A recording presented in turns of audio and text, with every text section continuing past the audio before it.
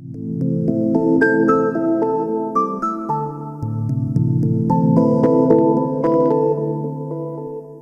پراگامیا تو تے آزاد ہو گیا پر اسی تے ہمیشہ لے غلام ہو گئے، اج اسی اپنے پرکھاں دے اگے بڑے شرمندہ آں۔ او بھائی گامیا تم تو آزاد ہو گئے لیکن ہم ہمیشہ کے لیے غلام ہو گئے ہیں اور اپنے بزرگوں سے شرمندہ ہیں۔ یہ رکت امیز منظر نے ہر دیکھنے والے کو آبدیدہ کر دیا تھا جب سارا گاؤں دو دیرینہ دوستوں بابا غلام محمد اور بابا ہرنام سنگھ کی نہ رکنے والی آہذاری اور سسکیوں کے ساتھ سفید داڑیوں کو تر کرتے ہوئے بے اختیار بہتے آنسوؤں کو دیکھ رہا تھا۔ یہ دونوں دوست قیام پاکستان کے 70 سالوں کے بعد پہلی مرتبہ مل رہے تھے۔ مسلم سکھ دوستی کی اس مشترکہ میراث کو ظالم طاقتوں نے جدا تو کر دیا لیکن ان کی محبت و الفت کو 7 دہائیوں کا فراق اور مضبوط کر دے گا اس کی کسی کو توقع نہ تھی۔ سکھ مذہب کے بانی اور پہلے گرو بابا نانک 15 اپریل 1469 لاہور اور شیخ پورہ کے وسط ایک گاؤں بوئے دی تلونڈی موجودہ ننکانہ شریف میں ایک ہندو کے گھر میں پیدا ہوئے۔ بابا گرو نانک کے والد علاقے کے ایک مسلمان جاگیردار رائے بلوار بھٹی کے ہاں پٹواری تھے۔ بابا گرو نانک کا بچپن ان کی ہمشیرہ کے سسرال میں گزرا۔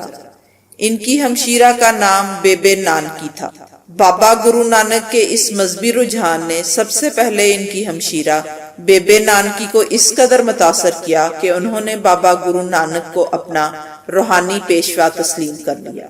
بابا گرو نانک کا یہ بچپن سے معمول تھا کہ وہ سورج نکلنے سے قبل گھر کے قریب ندی کے ٹھنڈے پانی میں اتر جاتے اور وہاں خدائے واحد کی حمد بیان کرتے تھے۔ 30 سال کی عمر میں بابا جی نے گاؤں کے قریب کالی بین ندی میں ایک گہرا غوطہ لگایا اور جب کافی دیر تک اپنے دوستوں کے پکارنے پر بھی پانی کی سطح پر نہ آئے تو ان کے دوستوں کو بڑی تشویش ہوئی۔ گاؤں میں موجود دولت نامی مسلمان غوطہ خور نے ندی کا وہ خاص حصہ چھان مارا لیکن بابا جی کا کوئی سراغ نہ ملا۔ گاؤں والوں کو بابا جی کے ڈوب جانے کا قطعی یقین ہو لیکن 3 دن کے بعد بابا جی اچانک اپنے گھر لوٹ آئے لیکن اپنے غائب ہونے کے بارے میں مکمل خاموش رہے،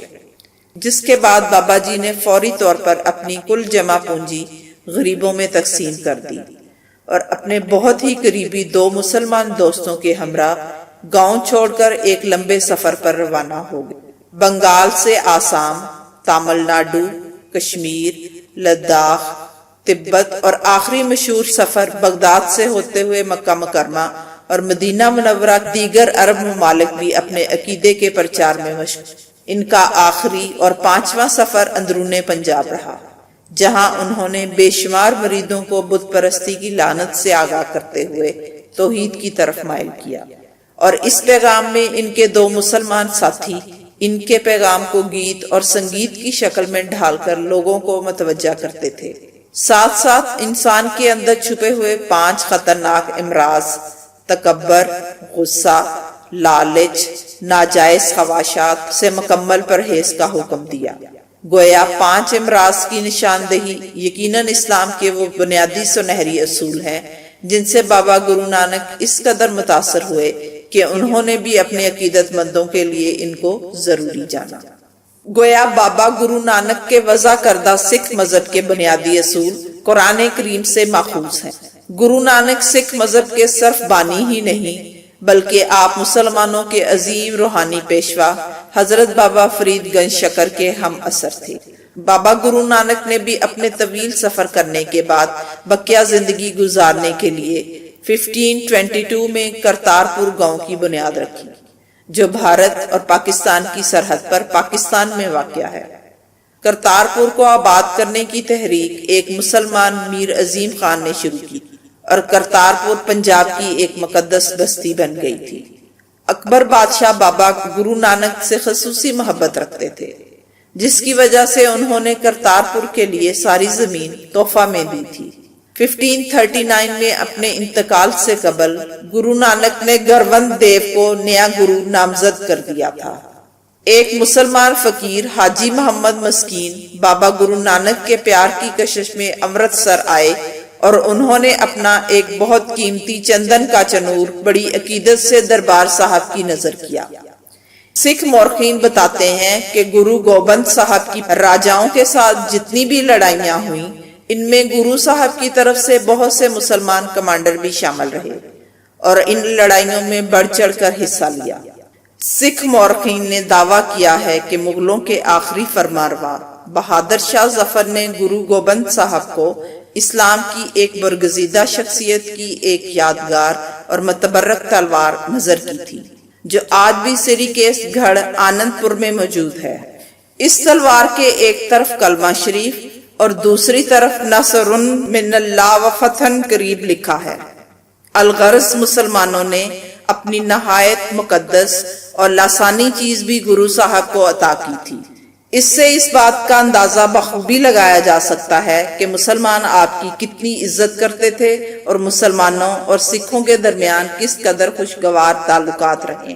جہاں مسلمان بادشاہوں، نوابوں، رئیسوں، فقیروں اور صوفیوں نے گرو صاحبان کے ساتھ نہایت دوستانہ اور برادرانہ تعلقات قائم کیے تھے، وہاں سکھ صاحبان نے بھی مسلمانوں کے ساتھ ہمیشہ دوستانہ اور خوشگوار تعلقات قائم رکھے ہیں۔ چنانچہ گرو صاحب نے اپنے خرچے سے کرتارپور، ہرگوبند پور اور امرتسر وغیرہ جگہوں پر عالی شان مسجدیں تعمیر فرمائی ہیں۔ سکھوں کی مقدس کتاب گرو گرنتھ، جو کہ ہندوؤں کی مقدس کتاب رگ وید سے تقریباً 3 گنا بڑی ہے، اس میں بابا گرو نانک، بھگت کبیر اور بابا فرید کے اشعار شامل ہیں۔ اس کتاب میں سکھوں کے خدا کی جو پہچان بتائی گئی ہے وہ بینہ قرآن مجید کی دی ہوئی تعلیمات کے عین مطابق ہے۔ آج سکھ مذہب کے تمام افراد کثرت سے ست سری اکال کا دعائیہ جملہ استعمال کرتے ہیں، جس کا ترجمہ حیرت انگیز طور پر اللہ اکبر ہے، اور سکھوں کا سب سے بڑا نعرہ واہ گرو کا خالصہ واہ گرو کی فتح، یعنی اس کا مطلب اللہ کے مومن کی ہی جیت ہے، بھی قرآن کریم کی مشہور آیت کا لفظ با لفظ ترجمہ ہے۔ چنانچہ دنیا کے 2 مذاہب اسلام اور سکھ مذہب ایسے مذاہب ہیں جن کے ہاں خدائی کا تصور شرک سے پاک ہے۔ کرتارپور میں صوفی منش بابا اسی رب کائنات کی طرف لوٹ گئے جس کا وہ دنیا میں پرچار کیا کرتے تھے۔ ان کے جسد خاکی کی آخری رسومات کے لیے ہندوؤں اور مسلمانوں میں ٹھن گئی، تو بابا گرو نانک کی وصیت کے مطابق یہ فیصلہ کیا گیا کہ بابا کے جسد خاکی کے گرد پھول رکھ دیے جائیں۔ اگلے دن جن کے پھول تازہ ہوں گے وہی ان کی آخری رسومات کے حقدار ہوں گے۔ اگلے دن جب چادر ہٹائی گئی تو باڈی غائب تھی اور دونوں اطراف کے پھول تر و تازہ تھے۔ چنانچہ ہندوؤں نے اپنے حصے کے پھولوں کو نذر آتش، جبکہ مسلمانوں نے اپنے حصے کے پھولوں کو دفن کر دیا۔ آج کرتارپور میں دونوں کے مقامات موجود۔ بابا گرو نانک کی اہلیہ محترمہ سلاخانی سے ان کے 2 بیٹے سری چند اور لکشمی چند تھے۔ سکھ مذہب کی تعلیمات کے مطابق ہمارا جسم خدا کی دین ہے اور ہمیں اسے ویسا ہی رکھنا چاہیے جیسا خدا نے عطا کیا ہے۔ اس میں غیر فطری طریقوں سے کسی قسم کی کوئی تبدیلی نہیں کرنی چاہیے۔